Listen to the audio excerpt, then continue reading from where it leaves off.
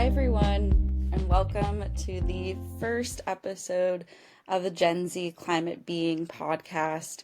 I'm Rachel, and I'm really excited today to be in conversation with Olivia Vesovich. Olivia is a passionate climate activist and artist who is dedicated to international climate justice. She's a plaintiff in Held versus Montana, the first successful youth-led climate lawsuit in the U.S. The plaintiffs argued that the state's fossil fuel-based energy system violates their constitutional rights to a clean environment, dignity, safety, and equal protection.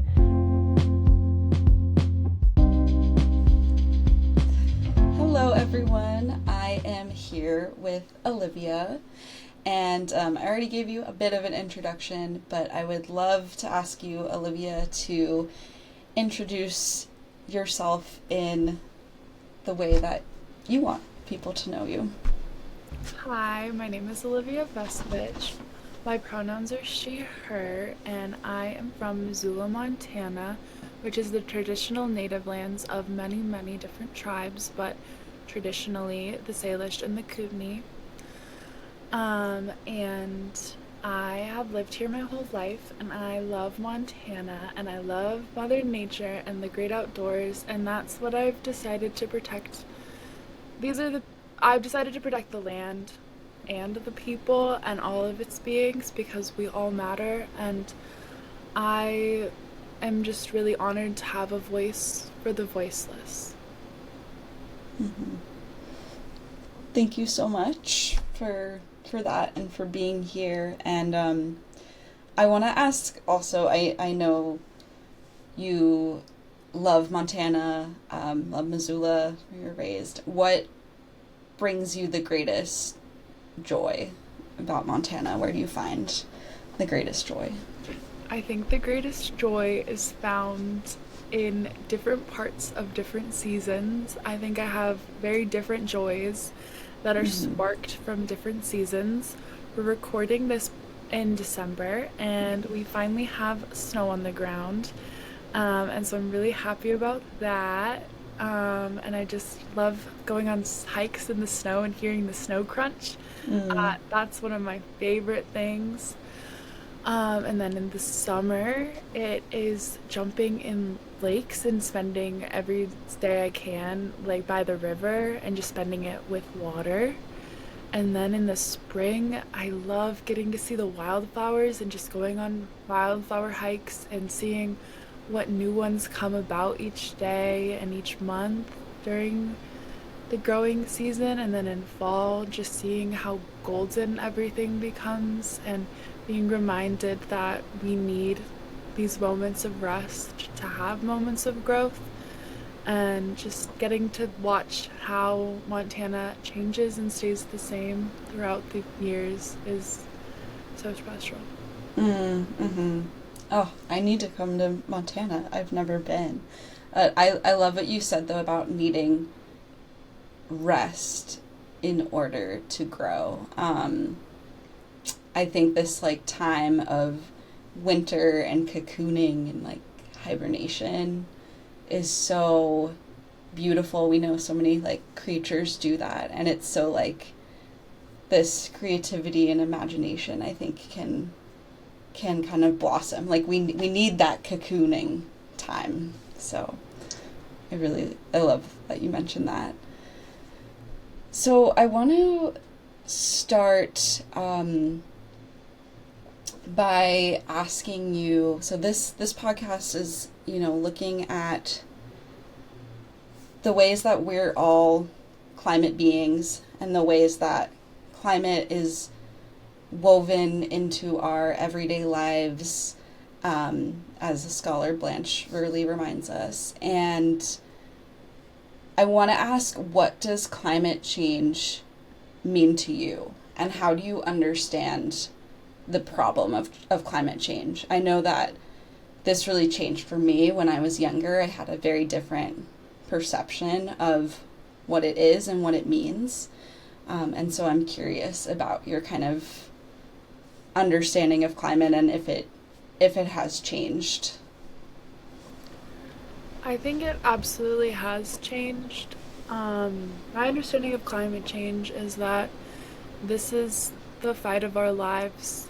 This is something that is so important, and if we don't fight to create a stable climate system, we won't have a planet to live on, and future generations won't get to enjoy the same freedoms that I did as a child. And even I didn't enjoy the same freedoms that the generation in front of me did. But I still got to have a childhood that was primarily free from the impacts of climate change. But as we go about our lives, we see how climate change is impacting our land and our communities and our people and the animals. And you can just see it in the way that I'm excited about there being snow on December 17th.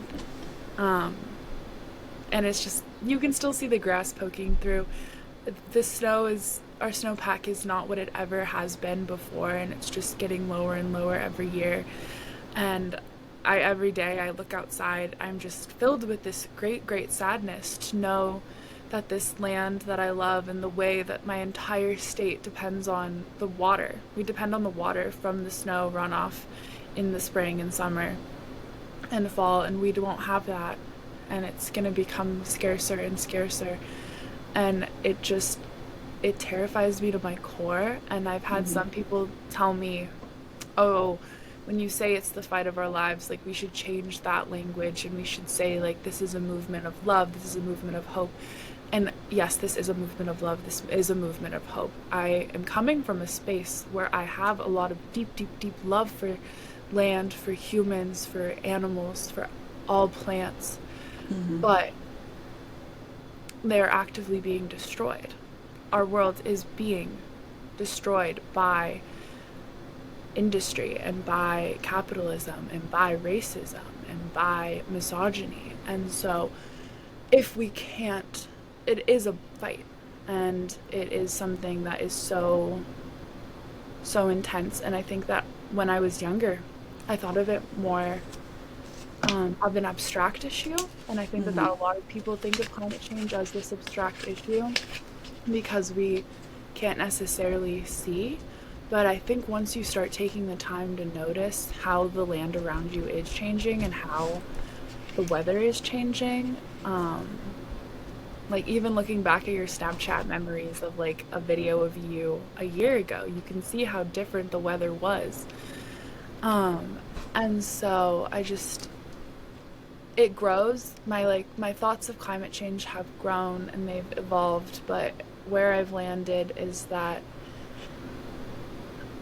we're gonna have to keep working on this, and there's no other option. Like so many people get nihilistic in this, and I think that nihilism holds a big spot, and I also think that it's impossible to not deal with nihilism or despair when you are working in this field and when you're thinking about this. But to cling to hope and I love to say that my hope has claws, because I think that it does, because we are working so hard to be hopeful and to create that hope, because hope doesn't come from nothing. Hope comes from creation, and that is what climate activists are doing. We are creating the world that we want to see, and a world that is going to be so much better than the world we live in today. Yeah, there's so much in what you said that deeply resonates, and that I think people need to hear. And this idea of like hope being active, like we have to actively manifest it, create it for ourselves. And it's not just this feeling, but it is this, we bring hope to us, is so, so important. And I think you said earlier that, a lot of people maybe are kind of don't love this language of like, we're fighting climate change, and that they think, this should be like a movement of like joy and optimism. And I think in hearing you talk, I came to understand, like, fighting this, like, the fight for climate change exists with love and joy. Like, those things are not separate, right? It's like, Yeah. like grief and anger, like, points us to what we love. And even, like, hearing you talk about the snow and how there's less of it, but that it still brings you such joy. Like, it's just, I think it's this reminder of, like, grief and joy and love and anger, like, they all live together, right? And it's like, Absolutely. everyone, I think, is moved into action, into response by a different place of emotion. Whether that's anger, whether that's joy. And so I think part of this too is, like, really tapping into what is going to move you and welcoming it all, right? So I really appreciate your language around that. And Hope with Claws is just, like, that's so good. It's so good. I was really proud when I came up with that because I was thinking about just how hope is this active choice. It's and like the study of like radical hope and how we create it and we don't. And I kind of this my hope has claws kind of came from like this thought where I was like everything I've ever loved is gonna have claws in it or claw marks left in it as it leaves, and like that's how I feel about like the snow and like the land and like just this issue. And it is we have to fight and like cling to what we love, but also understanding that like we are not I'm not clinging to what past, I'm clinging to this future because the past is clearly hasn't been working, and we need to think of a new way of living. And I think that that is utterly a terrifying thing for most people to reimagine what a world with renewable energy looks like. And I was at this conference the other day, and we were talking about renewable energy and just like learning about it. And then I was like, I had this thought and I had this vision, and I was like, oh my gosh, in generations from now, the future generations, they're gonna look back on the 2020s and they're gonna be like, whoa, why were they even using coal? Like, what? Like, that's just barbaric. Like, that's so old fashioned. Like, I can't believe people used to do that. And then I just had this vision and this big hope that we actually do get to live in this stable climate system, and we do have future generations that think back to and being like, wait, why were they fighting so hard to use this thing that doesn't even work as well as renewable energy does? And I just had that vision, and I was like, okay, that's what I'm gonna cling to, is like this future that is much more, I don't know, equitable. Yeah, that is so important. I think that, like, reframing of like what we're clinging on to, because I think so many people are clinging on to the past, like clinging on to the things that they don't want to change.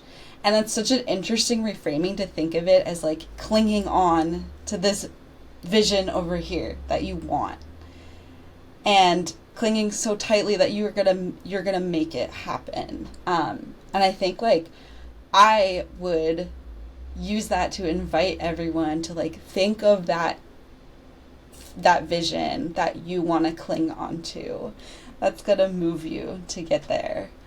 I love that. I think that's like could open a really interesting conversation too on like time and how time plays into all of this as well. But yes, cling on to the future you want and fight for it. I think that's amazing. I'm definitely gonna try to really like sink that into my body. So I'm curious to, in thinking about climate education, and maybe if you could talk a little bit too about kind of how climate change was introduced to you. If it was in a classroom, and kind of like what that conversation looked like and how it affected you, and if looking back on it, you think that climate change could have been introduced differently, and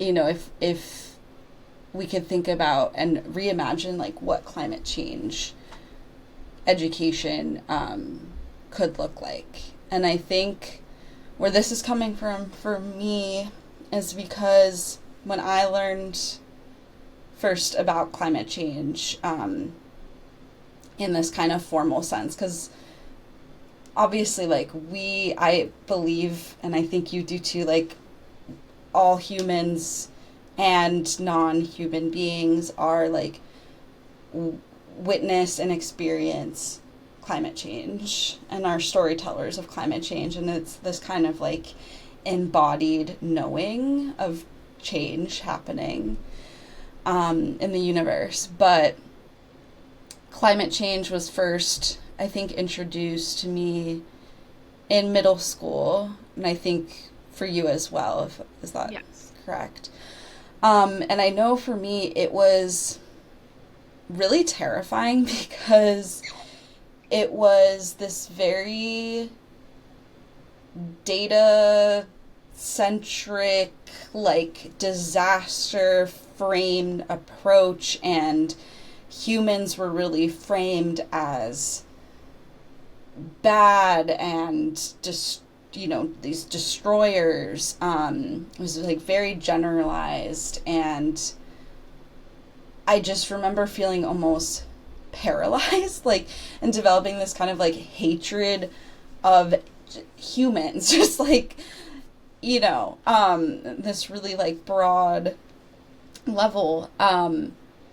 And it took me a really long time to understand what the problem of climate change actually came down to, like what the root of it was, and how it's not everyone. Like there are actually like beautiful, humanity can be really beautiful and amazing, and climate change is the consequence of this very particular manifestation, right, of like colonialism and capitalism and heteronormative patriarchy, ableism, and all these things. So anyways, yeah, if you could give me a glimpse into kind of how you first learned about the phenomenon of climate change.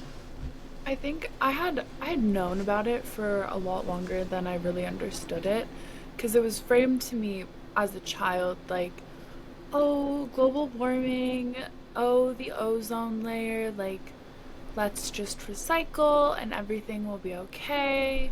Um, and then I was in my sixth grade earth science classroom, and my teacher, she was talking to us about Glacier National Park, which for people who aren't from Montana is, I mean, I think everyone knows what Glacier is, but it's this really, really important park, a national park in Montana, and it's one of the most beautiful places on Earth. And it obviously has glaciers. That's what the landscape is built on, but it's also the snow and the glaciers that are there, and they've been there for since like the Ice Age. And so she was talking to us, and she told us that my generation's children's children were going to be the last generation ever to see the glaciers in Glacier National Park. And I was absolutely shocked. I like couldn't wrap my mind around it. I was like, no glaciers in Glacier National Park. Like what? How? Like this? How is this even possible? How can there be no glaciers? There, it's glaciers. Like that's what this park is, Mm-hmm. and it's so much more than just glaciers. But Mm-hmm. if you can't have the name, the actual namesake of the place is gonna melt away because of human activity. And I remember just being terrified, and I didn't know how to wrap my mind around it.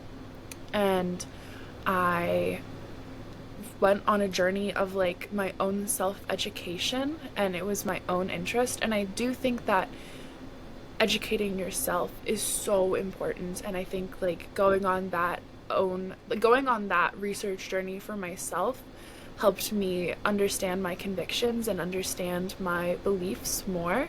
But I also think that it would have been really, really, really beneficial if my teacher had given us some stepping stones to go off of Mm-hmm. after that, because it was just kind of this, she said it, she was like, yeah guys, it sucks anyways, and we moved on. And I don't think most kids thought about it. I know that I didn't talk about it with my friends after Mm-hmm. that class. It just kind of got like swept under the rug in most people's minds, but not in mine. I was just completely devastated. I didn't even I don't even think I was able to understand like the level of grief that Mm-hmm. I was going through in that at that moment, because it was kind of abstract, but also like I was just think I spent so much time with my grandparents that I was like, oh my God. Like I had a really good frame of reference of like how close grandparents are in our ages to our ages. And so I was like, that is not any time at all in the grand scheme of this world. Mm-hmm. Um, and so I do wish that teachers would, um, well, I'm glad that she taught us about climate change, but I also think that to teach students like what are the steps we can do, and not get into such a nihilistic way of looking at it, because there wasn't any other care put there was it was just like this sucks and that's the way it is. There was no this sucks, but it doesn't have to be this way. We can Mm-hmm. change it. And I think giving students and giving young people the knowledge that they actually do have power and they have a say in what their future holds is so, so, so important. And really teaching youth that they have voices that are worth listening to Mm-hmm. makes a world of difference. And I think that that's where the power of youth activists um, really come in play. Like I was inspired by Greta Thunberg. Like I probably wouldn't be like the level of climate activist if I wasn't inspired by Greta Thunberg. And her whole thing was the school system isn't teaching us what we need to be learning, and so I'm gonna strike for school. And that is how I got really that was where I first started when I was in high school, was in the climate striking area. Um, because because our classrooms we weren't learning about it. We had an earth science class. So I just really wish that our school system was set up for students to learn. I don't like to act and like to learn about climate change, but not just about the hard science behind it. And I think that that is really, really, really important. But I also think that we keep throwing around these terms like, oh, look at the science, look at the science. Like, if you're not smart enough to look at the science, you don't deserve anything. And I think that that's hooey. And I think that if we're acting like we can just be intellectually superior about the concept of climate change, we are losing an entire demographic of people that are going to be just as harmed, if not more harmed, by the impacts of climate change.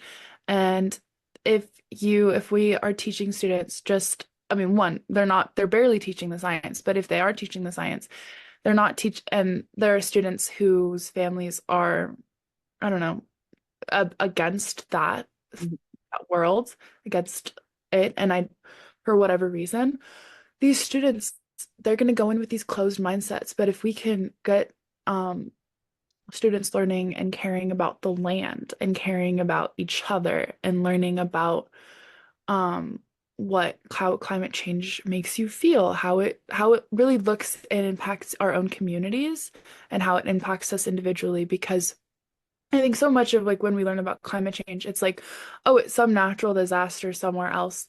But I think what is lost on lots of people is that that natural disaster that's happening there right now could be happening in your backyard next year, next month, tomorrow. Mm-hmm.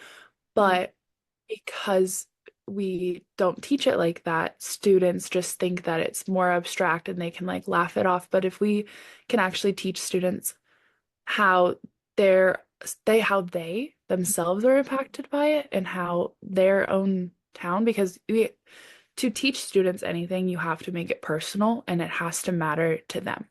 And so we have to learn how to make we as teachers, it's our responsibility, and as the it is our responsibility to ensure that students are learning about it in ways that are equitable and fair and that are not um I don't know.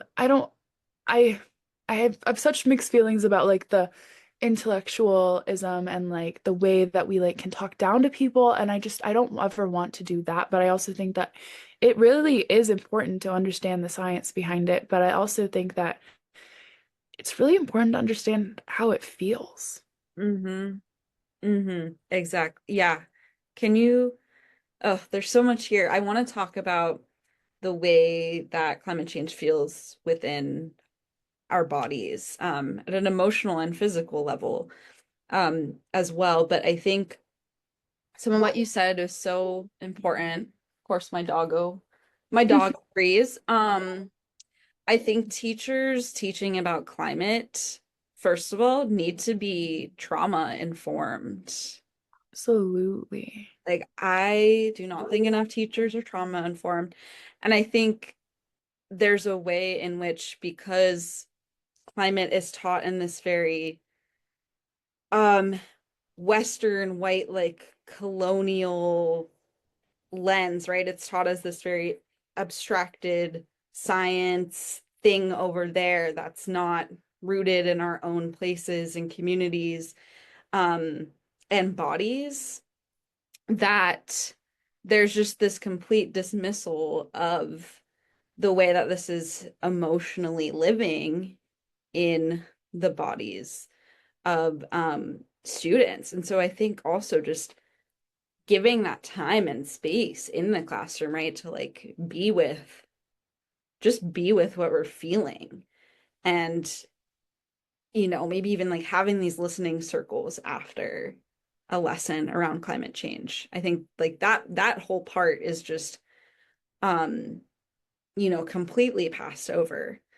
Um, and I think I agree that really focusing on the relationality and connection and rooting it in our own lives, in our own places, is so important.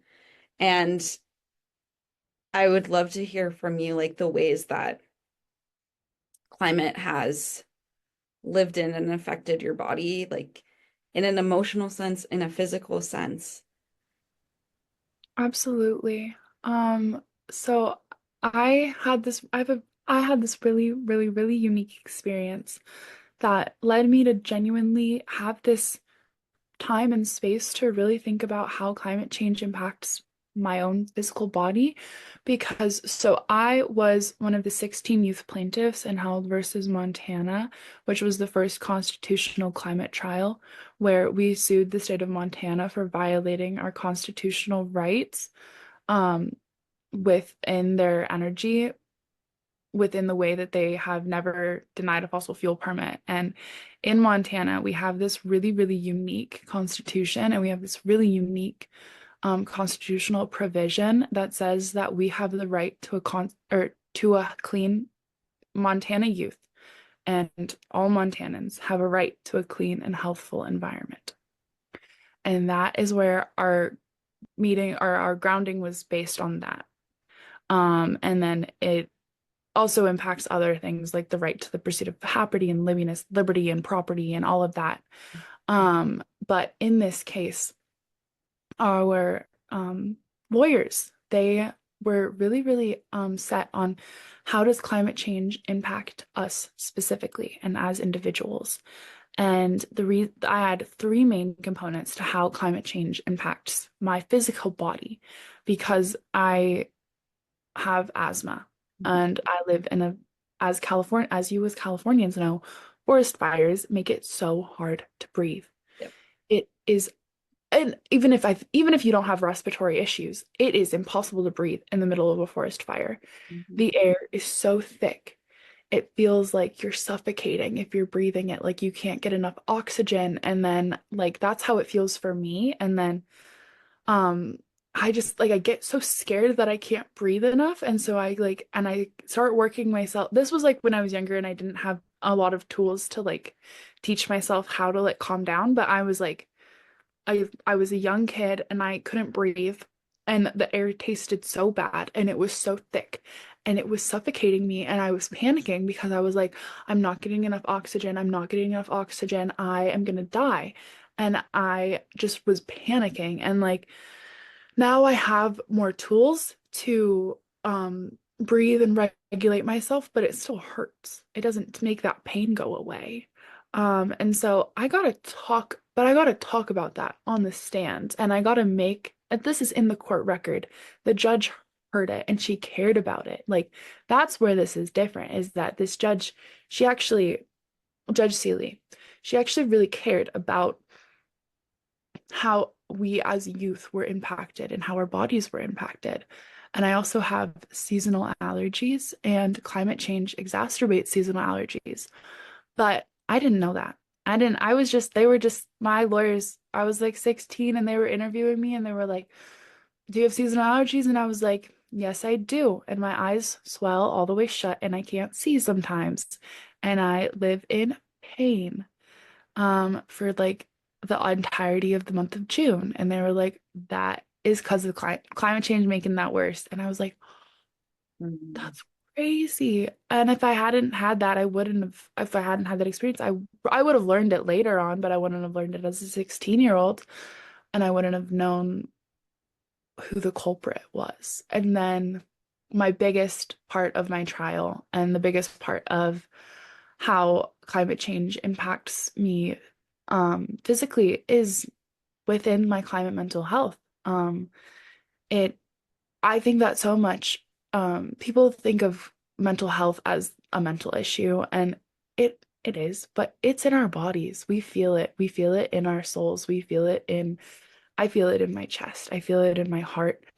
Sometimes it feels like an elephant is just sitting on my chest and I can't get up and I can't move because this giant weight of the world is sitting on my chest and it's stopping me from breathing and it's stopping me from being able to be free and being able to like go out and play and go out and enjoy the outside.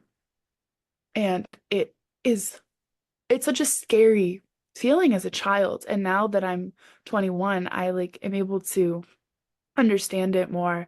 And now that I've like been working in the climate mental health field, I feel like I have better coping mechanisms. But as a young person, that is just a terrifying, terrifying feeling.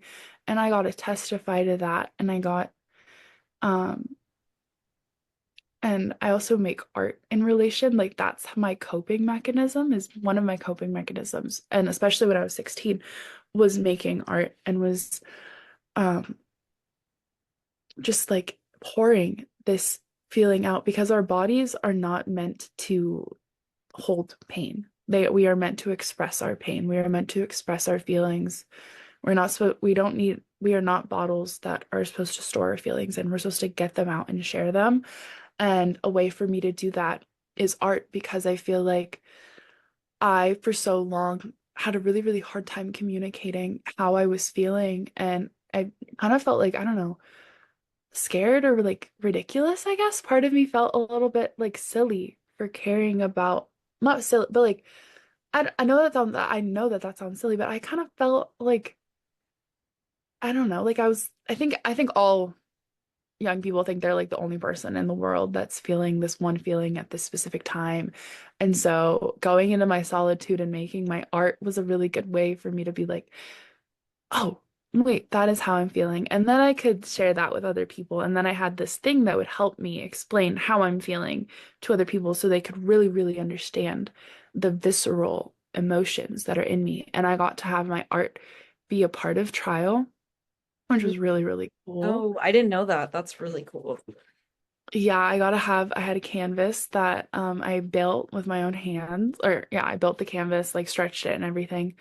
And I got to have that, and it's this painting called Gaia, and it's of this woman, and she's sobbing, and she's on fire, and she's just like sobbing waterfall tears, because it's Gaia and the world's on fire, and then there's bunches of little flowers that symbolize hope, because hope is gonna grow in the darkest of places, hope is gonna grow in the hardest of places, and we have to cling to that. And so this is my thing. It's my painting on despair, but it's also my painting on, and despair is defined as the complete and utter lack of hope.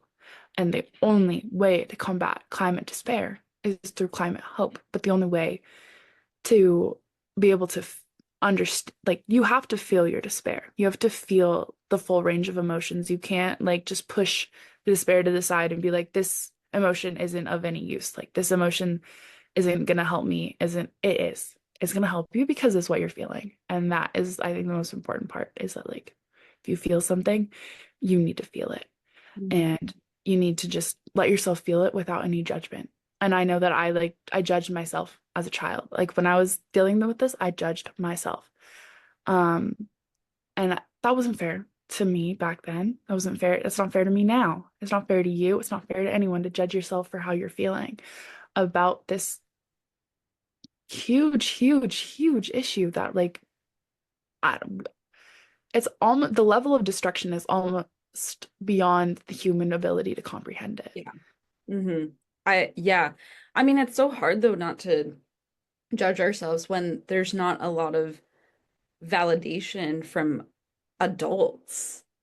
Like I had this experience. I've had depression, anxiety, like panic attacks since I was really young, and like climate change really added this whole other dimension to my mental health journey. And I remember like a psychiatrist that I saw asked me, why I was feeling anxious, and I mentioned climate change and was just totally gaslit and was told, that it was just like a faraway problem. It wasn't gonna affect me, like just totally dismissed. And that's a really painful experience. And so I think like it it really just takes like one person to listen and hear you and validate you. Um, and it's like the experience of this judge who's in this like powerful position, right? Um, Hearing and seeing you and your story like is just really beautiful. And I really also relate so much to your practice of art making. And I also have found art to be my greatest like tool of expression and processing. And I think too, it relates to what you were saying earlier about like clinging on to this vision we want for the future. I think like art can be such an important way to visualize that vision. Has that have you found that it has also helped with that process of visioning and imagining the future that we want to build? Um, I think most of my art like if I'm not making it specifically about climate change, it's just this like surrealist, like fairy mermaid ethereal stuff that it's more, I think it's more of a form of escapism than like visionary building. It's taken with a lot of um inspiration and spirituality from Mother Nature, but I think it's more of I try to I think so much of what I think I'm like, how who would I be if climate change didn't exist? Mm-hmm.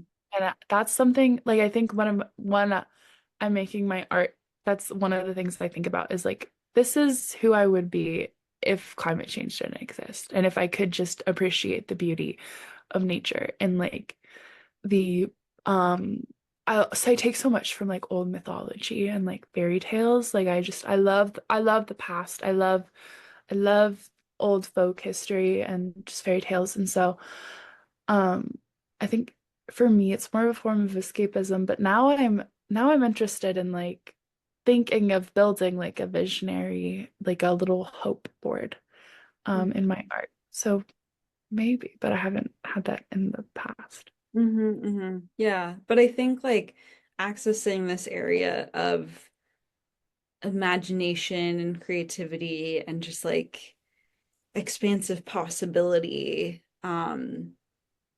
is so innately tied in to world building. Um, and I think too, there's something interesting in like the kind of knowledge that we're presented around climate change, which is often in these maps and in these graphs and in these numbers. And, I think we can think about how are other ways that climate change knowledge can be presented. And I think like your example of the piece that you showed in court, like that is part of the climate archive. Um and so it just opens up a conversation too, right? About like what what kind of knowledge we value. And And I forgot I had another piece in there too. I gotta have two pieces. I had a mermaid tail. Once if you're gonna look at the recording. Oh wait, here are the two. So, um, the mermaid tail, and it's filled with plastic bags, and it's covered in yarn, and it's to like show how, and then that's the crying painting, and these are to show how or the mermaid tail, the tangled web of climate change. And I think I'm somebody who loves fashion and I love creating this like artistic world. But so much of um, the creation of art is inherently an extractive process, and clothes are an inherently extractive process, and they are both so like the clothing industry is so destructive to our world. And so I was like, and every single time you wash synthetic clothes, you add more microplastics into the earth and you add more nanoplastics. And I was just like grasping with this and like this. And I think that one of the biggest reasons why we've gotten to where we are in this world is that we see ourselves as a separate entity from nature. We don't think of humans as part of nature. We think of like nature, like man versus nature, and like we're trying to conquer the wild, and that whole thought, and like that whole like, oh well, I'm just not an outdoors person. I like the inside. It we are meant to be with nature, and I think that you can have your own likes, but I think that his like systemically speaking, we see ourselves as so different and so separate, and we don't see our actions impacting the environment and impacting the world. And so I just made this piece um as a commentary on like how can I was like, oh my God, this is so big and I don't know how to do anything. And so now I'm just gonna make this mermaid tail and it moves like a mermaid and I gotta have it in trial. And it was really cool. And I just yeah, I don't know. There's literally so much that goes into everything. mm-hmm, mm-hmm. And it's deepening just that like connection and relationality. And I think, yeah, so much of climate work is recognizing the ways we are so deeply interconnected with the world, with each other. Um, I think it really is about the collective imagination, and how we can move to the future we want together. Um, that's just so important. And I really appreciate you sharing your work. Um, and I'm wondering what you would say to other young people that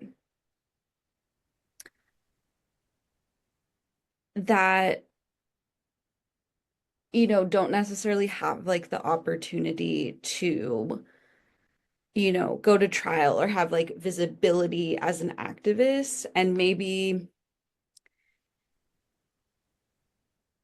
I think there's something about the ways we think about activism and how it's so much more expansive than what we think it is. And I just really also acknowledge and value the kind of small, quieter acts that people can do. And like meaningful work doesn't have to be loud and out there. And it's amazing if it is, but it doesn't have to be like that. And I think, creating a piece of art is just as meaningful and powerful. So if you have anything to say around that, I know that wasn't really a direct question, but some thoughts. I think that like what I would say to young people is that one, we all when we were in trial, we made sure to say that we were just 16 voices among millions. We 16 voices who happened to get this platform and happened to have our stories told, but we knew that our stories were so much bigger than us, and they were for every single, not just Montanan, they were for every single child across the entire world is who we were giving a megaphone to. And that's why like I introduced myself as like the voice for the voiceless, because I happened to get like there was a lot of work that went into like me becoming where I am now, but like sometimes it just feels like it kind of happened to me. Um and I know that that's not entirely true, and like people around me love to remind me that this didn't just happen to me, but it feels like it fell into my lap. Like I was when I was in high school, I joined my we had this club, like it's an environmental club at my school. It was called Save Students Against Violating the Environment, and we ran the school's composting and recycling programs, and that was what we did. And we composted, and we turned that compost into stuff for our garden. We turned the compost, we did all of the recycling for all of the classrooms.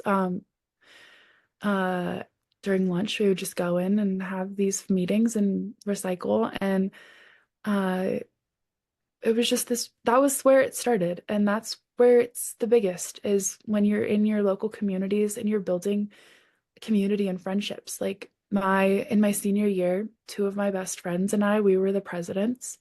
Um, and like I was really scared. I was really scared to like give a speech. I didn't want to, but I was like, well, I have to do this with my friends. Um, and I was scared of a position of power because I didn't feel like I deserved it. I didn't feel like my voice mattered enough to be in like a position of power. And I think that's a really common thing for young girls, especially young girls to feel, but like just young people in general, is that your voice doesn't matter and that whatever you do isn't impactful, but it is. And your voice matters so, so much, like your own unique story. I love to say that every single person has this really, really, really rich story that they can tell. about themselves, and their story matters and it's interesting. And if you can like paint it out, write out your story, or even just talk to other people, I think that we the only way that community building has ever gone is through grassroots organizing and small community organizations and just forming connections with people in your town. And I know like the most fun that I have when I'm in like grassroots organizing and like mutual aid groups is the times when we're goofing off. Like when we're talking and just being like, "Hey, how was your day? Like how's life?" And it's like, "Dude, you won't believe this crazy thing that happened to me." And then everyone just like is laughing and having fun while we're like doing the work. But I think making sure that there's time for fun and time for joy and time for connection is so much more important than anything else, because that is what capitalism asks us to not have Mhm. connection with people. And that's what it wants. It wants us to be isolated. Wants us to see ourselves as separate entities and as individuals. And yes, individuality is so important. I think that you, especially for young people, it's really important to like know who you are as a person and like know your values.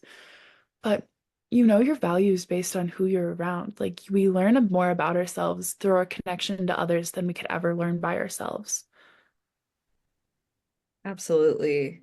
It's no, it's so true. And I I think in what you're saying is going back to this whole like we can there's so much joy and love in fighting these battles. These things aren't separate. And also this idea of like individuality being like pitted against connection and relationality. And it's like, no, the more meaningful connection is formed from being yourself and deepening into that. So I think that's really beautiful and important to remember. And I'm really grateful for your time and for you sharing your story. And you're welcome if there's anything else that you want to add. But if not, we can end here. I think I just really want anybody who took the time to actually listen to this, like, one, thank you. Two, just know that whatever, like, I think the big thing about being in connection and community to others is that you know you're not alone. And the being with people who are also fighting this fight, it makes it makes you keep going. Because if you feel like the weight of the world is on your shoulders and you feel like you're all alone and nobody else cares, like you just need to talk to some other people who do care. And like it reinvigorates our faith in humanity. I think especially in these next 4 years, we are really gonna need people who, I mean, we've always needed it, but I think like now within the rise of his presidency and the fact that the climate clock's going to run out in his presidency, that's terrifying, and that makes me so scared and sad. But I also know that like the climate clock can run out, and that's not going to mean we're done. Yep. Like that clock is not that clock isn't game over. That clock is just an urging us on. It's not an ending. It's just a different. It's different. And it sucks that that's where we're going to be, but it's different. And we need to be in connection with people who do care and who also are going to keep fighting this fight with you and keep loving you and caring about you, because we're going to need to take a lot of time to care for ourselves and our communities always, but especially right now. Yeah. Now is the time to really deepen into love and connection. Absolutely. Well, I'm really grateful to be in connection with you. And thank you so much. Thank you to whoever is listening. Um, and I think that is the active help, right? Is in that making those meaningful connections, um, creating art, that is the act of hope. So thank you so much, Olivia. Thank you so much, Rachel. This was such a special experience.